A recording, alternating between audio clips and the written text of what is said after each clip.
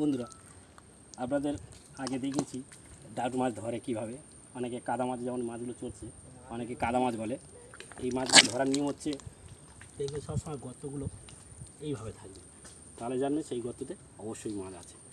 আর যদি অন্য কোনো গর্ত হয়, যেমন এই সমস্ত গর্ত আছে, এতে কিন্তু অন্য পোকামাকড় থাকতে পারে, সাপ, বিভিন্ন জায়গা থাকতে পারে।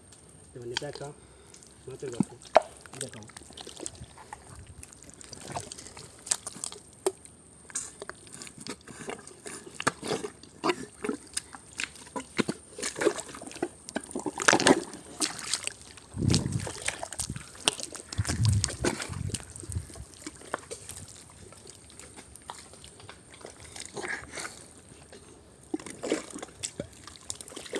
এগুলো এই গর্ত নেই, কেননা যেহেতু জলের কাছে, তাই আমার ভিডিও করার আগে